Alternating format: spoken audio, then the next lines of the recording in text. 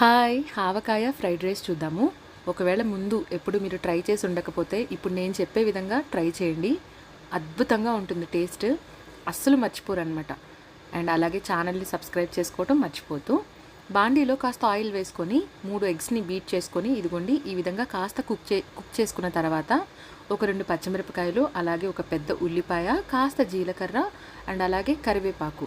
నా దగ్గర కరివేపాకు లేదు కాబట్టి నేను వేయలేదు. బట్ నేను చెప్పిన ఏ ఇంగ్రీడియంట్ని మీరు స్కిప్ చేయకండి.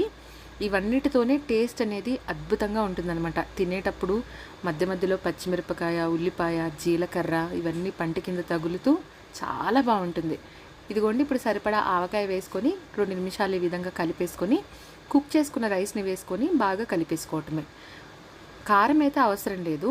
ఒకవేళ మీరు చెక్ చేసుకోవాలనుకుంటే ఉప్పు మాత్రం చెక్ చేసుకోండి. చెక్ చేసుకుంటే సరిపోతుంది. ట్రై చేయండి అండ్ ట్రై చేసి నాకు కమెంట్ చేయండి.